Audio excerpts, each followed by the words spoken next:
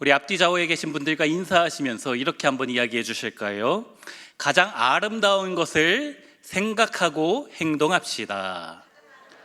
가장 아름다운 것을 생각하고 행동합시다. 한 20년 전에 제가 어느 세미나를 들은 적이 있습니다. 성공하는 사람들의 7가지 습관이라는 세미나인데 이틀에 200만 원짜리 세미나였어요. 물론 제 아내가 그때 이제 결혼 전이었는데 스텝으로 있어서 반값인 100만 원에 그 강의를 들을 수 있었는데 그 100만 원도 제 아내가 계산해 주었습니다. 사실 그때 아직 결혼하기 전이었는데 저를 뭘 보고 그렇게 믿고 투자한 건지 지금은 후회하고 있지는 않은가, 오늘 밤에 가서 한번 물어봐야 되겠어요. 가난한 신학생이어서 또 연애할 때도 데이트 비용도 제 아내가 대부분 부담했던 기억이 납니다. 그때는 제 아내가 저를 더 좋아했어요. 지금은 제가 더 좋아하는 것 같은데 가끔 보면 저만 짝사랑하는 것 같기도 한데 그때는 그랬습니다. 20년 지났는데 20년 지나면서 그 강의 200만 원짜리 강의에서 기억 남는 것이 단 2가지가 있습니다. 첫째는 소중한 것을 먼저 하라라는 거예요. 급한 것보다 정말 중요한 것, 소중한 것을 우선순위로 두어야 된다라는 것이지요. 어려운 일이 생길 때 우리가 급하게 하나님께 나와서 기도해야 되지만 평소에 하나님과 친밀한 교제의 시간을 가져야 한다라는 거예요. 가끔 새벽 예배에 안 나오던 분이 나와서 뜨겁게 기도할 때가 있거든요. 그러면 목회자인 저희들은 걱정이 됩니다. 무슨 문제가 생겼나? 급한 기도의 제목이 생긴 것은 아닌가? 괜히 걱정이 돼요. 평소에 기도하던 분이 새벽에 나와서 열심히 기도하는 것은 당연한 건데 기도 안 하던 분이 와서 기도하면요 너무 걱정이 되는 거예요. 물어봐도 될까 하면서. 물론 우리가 문제가 생기면 하나님 앞에 나와서 뜨겁게 부르짖어야 되지만 그 전에, 급하기 전에, 문제가 생기기 전에 하나님과 친밀한 기도의 대화를 나누는 시간이, 그 소중한 시간이 더 필요하다라는 것이지요. 두 번째, 그 세미나에서 기억나는 것이 이것입니다. 스탑, 싱크, 두. 스탑, 무슨 일을 하기 전에 먼저 잠시 멈추고 싱크, 생각을 하고 그리고 나서 행동을 하라라는 거예요. 이게 반대가 되면 심각해집니다. 두, 저지르고 그리고 나서 싱크, 생각을 해보더니 이건 아니다 싶어서 스탑, 멈추면 안 되는 거예요. 예를 들어서 집안에서 남편과 아내가 사이가 안 좋을 때, 기분 나쁜 일이 있을 때 두, 접시 집어던지고 니네 집안은 왜 이러냐 라며 상처받는 말을 뱉고 나서 그리고 싱크, 생각을 해봤더니 내가 좀 심했던 거 아닌가, 또 접시 집어던져 저거를 치워야 되는 게 귀찮지 않을까, 그리고 나서 스탑, 멈추면 곤란해지는 거예요. 이게 행동하고 생각하고 멈추지 말고 스탑, 먼저 잠시 멈춰서 싱크, 생각을 해보고 그리고 나서 두, 어떤 말을 하든지 어떤 행동을 해야 된다. 그러면 후회할 일이 줄어들게 되고 또 성공하는 습관이 된다라는 강의입니다. 우리 성도님들 지금 짧은 시간에 200만 원짜리 강의 들으신 거예요. 얼마나 감사해요. 감사원금 하셔야 되겠어요. 우리 신앙생활뿐 아니라 우리 일상생활에서도 배워야 될 교훈이 있는 것입니다. 어느 철학자가 이야기했지요. 생각은 말을 낳고 말은 행동을 낳고 행동은 습관을 낳고 습관은 인격을 낳고 인격은 운명을 낳는다. 생각을 잘하면 바른 좋은 행동으로 이어지고 잘한 행동을 통해서 우리 삶이, 우리 인생이 변하게 된다라는 이야기잖아요.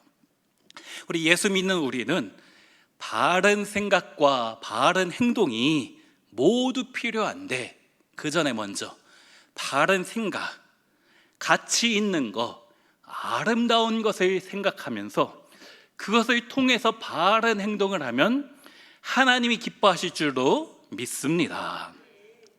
오늘 본문으로 와서 7절과 9절에 반복되는 단어가 나오는데요, 먼저 7절 말씀 같이 한번 읽을까요?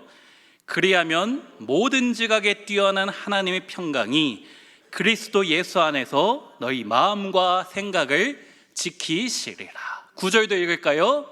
너희는 내게 배우고 받고 듣고 본 바를 행하라. 그리하면 평강의 하나님이 너희와 함께 계시리라. 여기 7절에 하나님의 평강, 그리고 9절에 평강의 하나님이 반복돼서 나타나고 있죠. 성경에 나오는 중요한 주제 중에, 굵직굵직한 중요한 주제 중에 하나가 하나님의 평강입니다. 오늘날 사회학자들이 오늘날을 뷰카 시대라고 부르는데요, 변동성이 많고 변하는 게 많고 불확실하고 복잡하고 모호한 세상을 우리가 살아가고 있다라고 하면서 뷰카 시대라고 부릅니다. 쉽게 변하고 확실한 게 아무것도 없고 복잡하기만 하고 진리가 없이 모호한 것뿐이다. 한마디로 불안한 시대를 우리가 살아가고 있다. 아무것도 확실하지 않고 걱정과 근심이 가득한 이 세상을 살아가는 우리이기 때문에, 이런 삶을 살아가는 우리에게 필요한 것이 바로 하나님의 평강, 또 평강의 하나님이 필요하다라는 말씀이에요. 내 힘으로 도저히 살아갈 수가 없기 때문에 평강의 하나님이 지켜주시고 하나님의 평강이 우리와 함께 해주셔야 하는 것이지요. 그러면 어떻게 해야 하나님의 평강을 우리가 받아 누릴 수 있을까요? 어떻게 해야지만이 평강의 하나님으로 우리가 평안한 가운데 샬롬의 인생을 살아갈 수 있겠습니까? 오늘 본문을 보면 7절에 하나님의 평강, 그리고 9절에 평강의 하나님, 이 사이에 두 가지의 중요한 명령형 동사가 나옵니다. 단 두 가지의 중요한 명령형 동사가 나와요. 그것이 무엇입니까? 첫째가 8절 끝에 나오는 생각하라, 그리고 또 하나가 9절 중간에 나오는 행하라. 생각하라와 행하라, 이 두 가지가 중요하다라는 거예요. 두 가지의 명령, 우리 삶에서 바른 생각과 바른 행동이 중요하다라는 말씀이죠. 바른 생각과 바른 행동이 있을 때에 하나님의 평강이 우리를 지켜주시고 평강의 하나님은 우리와 함께하여 주신다라는 말씀이에요. 그러면 우리가 무엇을 생각하고 어떤 행동을 해야 되는가? 8절 말씀 같이 한번 봉독합니다. 끝으로 형제들아, 무엇에든지 참되며 무엇에든지 경건하며 무엇에든지 옳으며 무엇에든지 정결하며 무엇에든지 사랑받을 만하며 무엇에든지 칭찬받을 만하며 무슨 덕이 있든지 무슨 기림이 있든지 이것들을 생각하라. 조금 복잡한 말씀이지요. 비슷비슷한 게 많이 나오는. 먼저 끝으로라고 말하고 있어요. 이제 결론을 내는구나 생각할 수 있지만 그런 의미가 아닙니다. 사실 빌립보서 우리가 같이 살펴보았지만 3장 1절에서도 끝으로라는 단어가 사용되었잖아요. 끝으로 나의 형제들아 주 안에서 기뻐하라 라고 바울이 이미 끝으로라고 말을 했습니다. 사실 빌립보서가 4장까지 있는데 딱 절반인 2장을 쓰고 나서 그리고 3장 1절에서 끝으로라고 해서 이제 빌립보서가 끝나는가 했더니 사실은 절반밖에 안 지났던 거잖아요. 그리고 오늘 본문에 다시 끝으로라고 이야기하는 거예요. 뭔가 이상하잖아요. 예전에 신학교 다닐 때 어느 우리 교수님이 설교를 하는데 설교를 마무리하겠다라고 하면서 30분을 더 하시는 거예요. 듣기가 너무 괴로웠습니다. 사실 신학교 교수님이라고 다 설교를 잘하시는 건 아니에요. 신학의 정점이지 설교학 교수님이 아니고서는 사실 설교 잘하는 분이 많지는 않아요. 우리 성도님들은 어떠십니까? 설교 들을 때 끝날 것처럼 하다가 질질 끌면은 이제 기도해야 되는데, 기도할 때가 됐는데 왜 안 끝나나, 딴 생각이 들어오잖아요. 사실 확실히 대중설교는 바울보다 베드로가 잘하는 것 같아요. 베드로가 한 번 설교하면 3,000명이 회심하고, 여기서 설교했더니 5,000명이 하나님께 돌아오고, 반면에 바울은 글은 잘 쓰는데 설교는 베드로만 못한 것 같습니다. 그래서 사도행전 20장을 보면 바울이 설교를 하는데 유두고라는 사람이 설교 듣다가 너무 졸려서 창문에 걸터 앉아서 바람 쐬면서 들으려다가 거기서도 졸아서 떨어졌잖아요. 바울이 얼마나 설교를 졸리게 했던지. 왜 그럽니까? 끝날 것처럼 하면서 안 끝내니까 끝으로 하면서 한참 하고, 끝으로 하면서 한참 하고 그랬던 거지요. 근데 바울이 이 3장 1절에서 끝으로 하고, 오늘 보면 4장 8절에서 끝으로라고 했는데, 여기 나오는 끝이란 이야기는 말씀이 빌립보서가 끝난다라는 의미는 아니고, 앞에 나온 이야기들을 정리해서 요약하면 이라는 뜻입니다. 지금까지 나왔던 이야기를 정리해서 요약을 하면 이런 이야기다 강조하는 거예요. 특별히 오늘 본문 4장 8절에 나오는 끝으로는 4장 2절에 나오는 유오디아와 순두계야, 니네 교회 안에서 좀 싸우지 좀 말고 주 안에서 같은 마음을 품어야 돼 하면서 그것에서부터 이어지는 내용이 오늘 말씀입니다. 그러면서 6가지를 반복하고 있는데, 그것이 무엇인가? 8절을 다시 보면 무엇에든지 참되며 경건하며 무엇에든지 옳으며 정결하며 무엇에든지 사랑받을 만하고 칭찬받을 만한 것, 이 6가지의 주제가 나오고 덧붙여서 2가지를 더 이야기하는데, 무슨 덕이 있든지 무슨 기림이 있든지 이것을 생각하라. 성경에 똑같은 것이 반복되는 것은 강조하는 것이잖아요. 또 비슷비슷한 것을 나열하는 것은 그 끝에 정말 하고 싶은 이야기가 반드시 숨어 있습니다. 참된 것과 옳은 것이 사실 비슷비슷하고, 경건한 것과 정결한 것도 비슷하고, 사랑받을 만한 것과 칭찬받을 만한 것이 사실은 비슷한 것인데, 이 6가지를 하나하나 바울이 조목조목 설명하는 것은 아닙니다. 그것이 진짜 목적이 아니에요. 그게 그거니까요.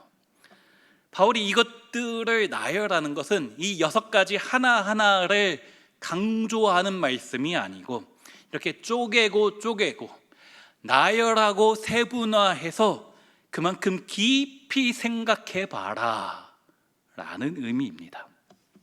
그래서 이 6개를 샅샅이 깊이 생각하면 2개의 결론이 나오는데, 그 2가지가 무슨 덕이 있든지 무슨 기림이 있든지 이것을 생각하라 라는 거예요. 덕과 기림, 이것이 핵심 메시지입니다. 이 덕과 기림, 이 2가지는 헬라 철학, 그리스 철학에서 가장 중요시 여겼던 것이 이 덕과 기림입니다.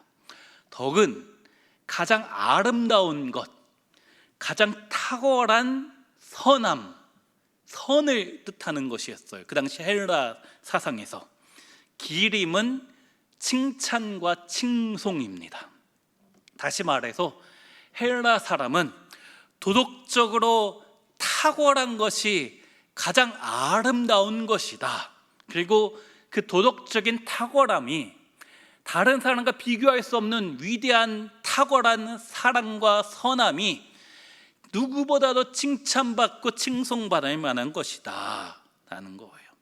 다시요, 도덕적으로 탁월하고 뛰어난 것이 가장 아름답고 칭찬받을 것이다 라는 헬라의 사상을 바울이 가지고 와서 빌립보 교회 성도들에게 이야기하는 것입니다.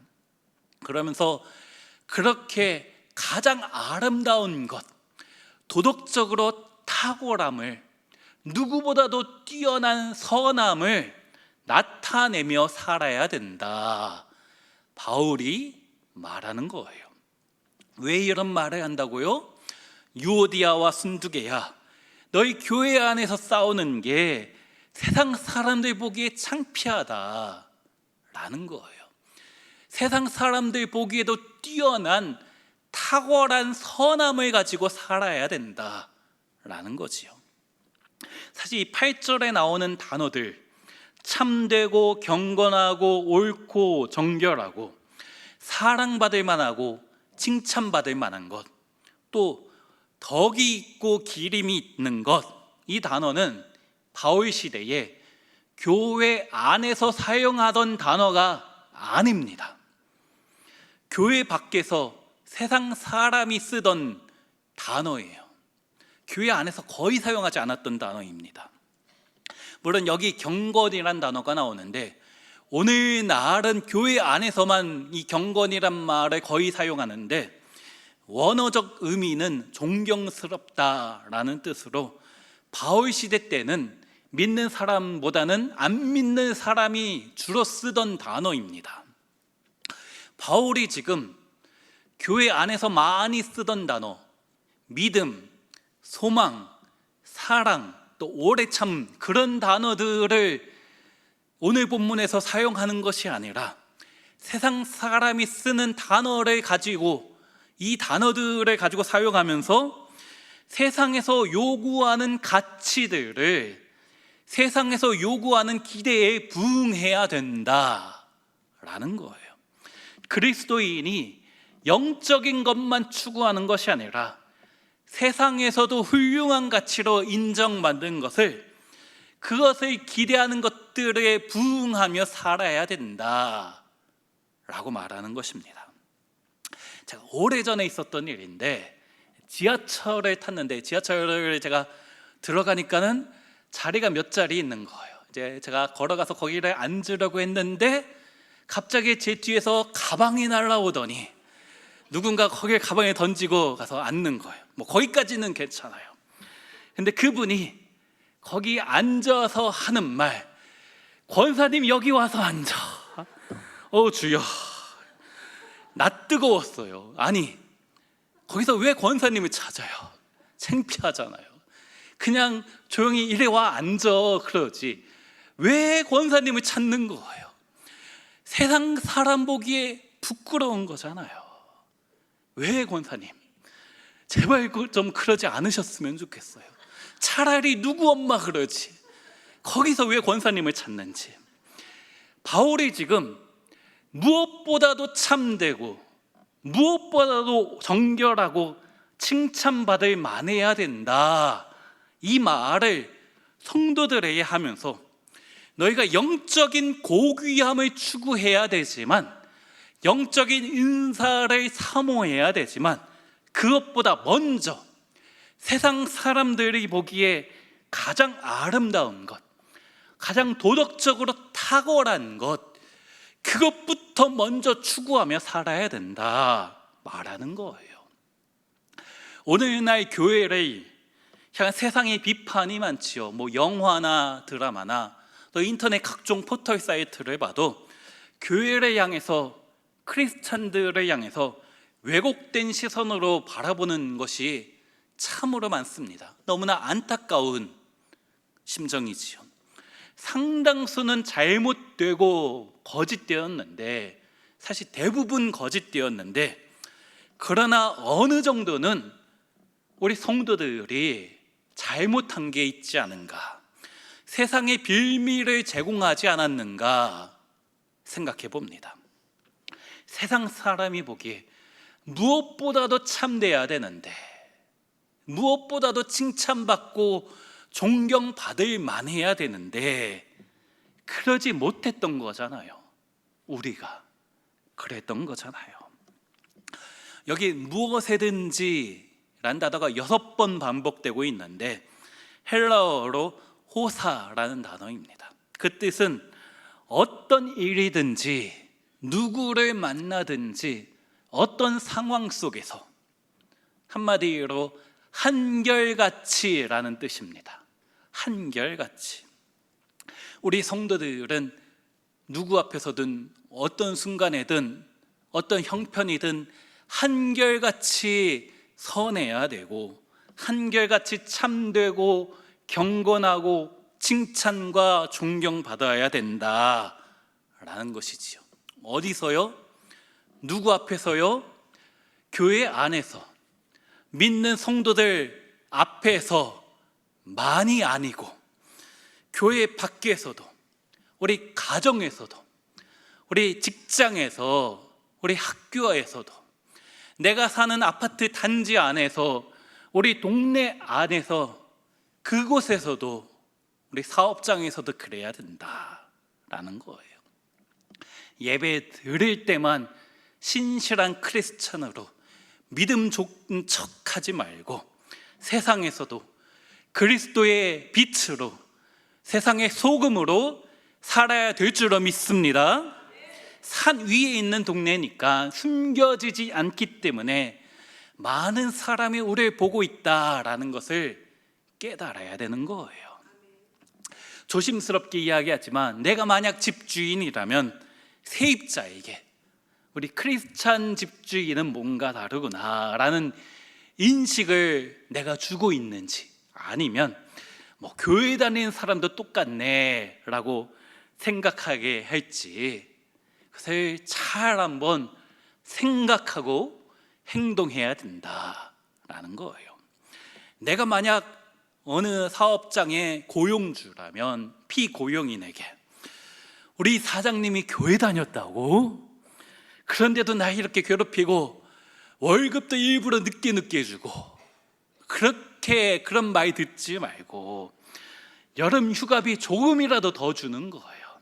역시 교회 다니는 우리 사장님은 다르네, 나 우리 사장님과 계속 함께 일하고 싶다, 그런 말을 들어야 하잖아요. 그러면서 나도 우리 사장님이 믿는, 나도 우리 선생님이 믿는, 나도 우리 옆집 사는 저분이 믿는 예수 좀 믿어볼까, 그렇게 살아야 되지 않습니까?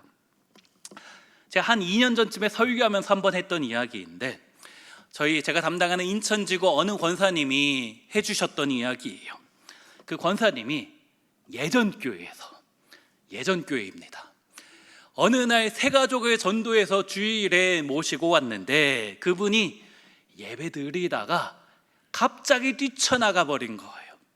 권사님이 예배 끝나고 나중에 찾아가서 왜 그랬는지 물어봤더니 그날 대표 기도했던 장로님이 동네에서 잘 아는 분인데 나 저런 인간 다니는 교회는 안 다니란다 라고 뛰쳐나갔다라는 거지요.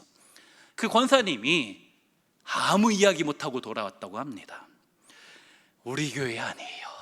우리 장로님들 다들 좋으시잖아요.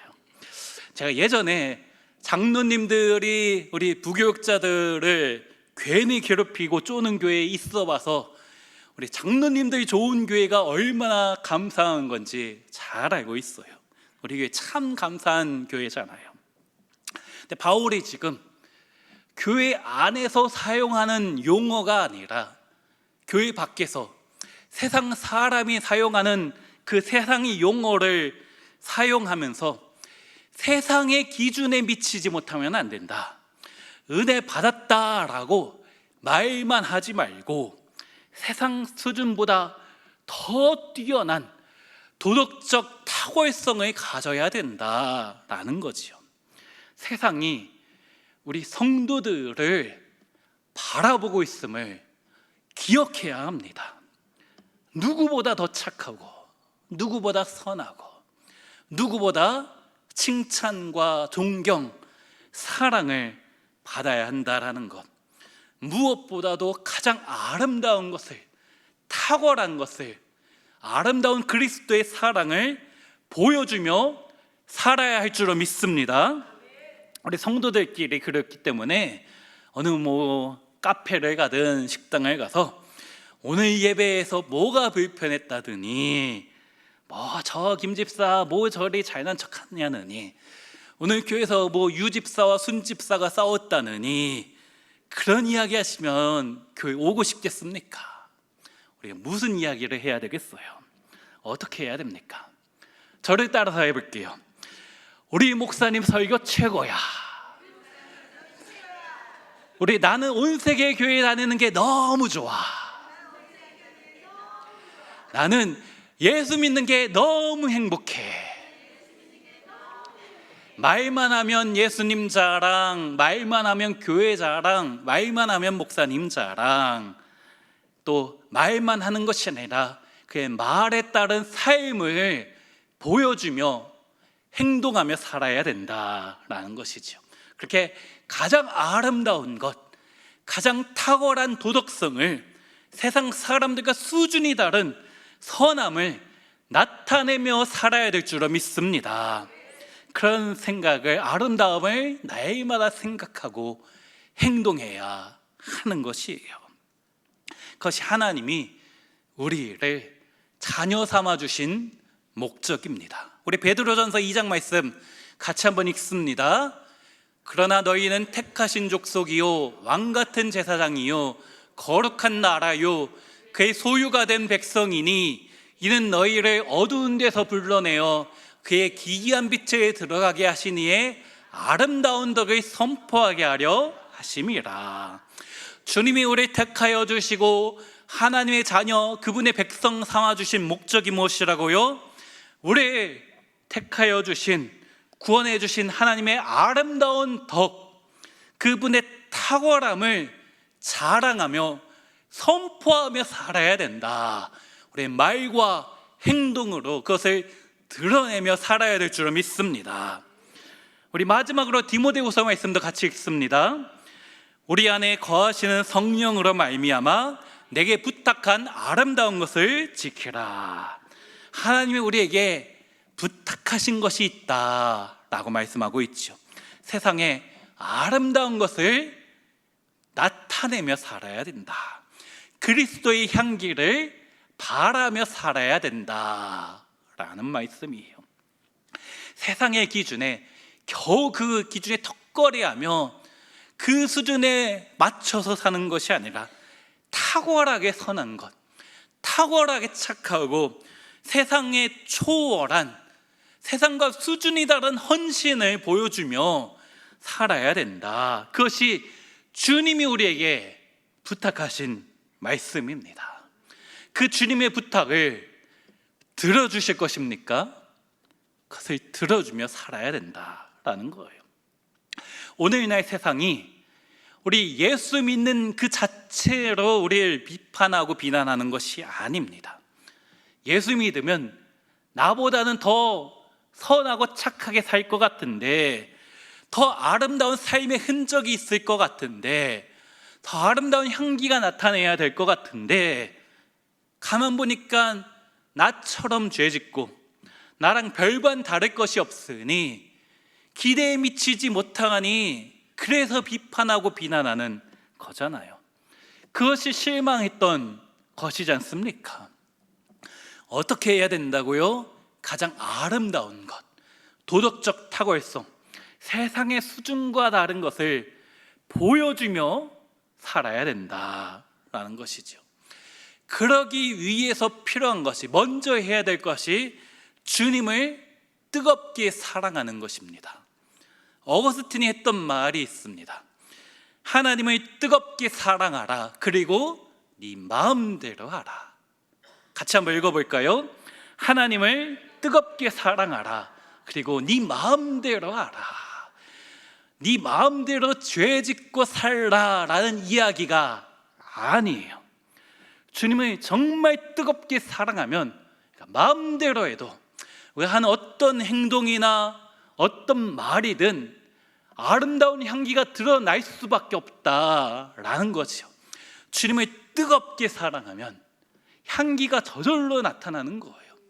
어떤 선택의 순간에도 내가 선한 것을 선택해야 되는지, 아니면 나쁜 것이지만 그것이 유익이 된다라고 생각할 때 주님을 뜨겁게 사랑하기 때문에 조금 손해보더라도 이쪽을, 선한 것을 선택함으로 하나님의 기쁨이 되는 그런 삶을 살아갈 수 있게 된다라는 것이지요.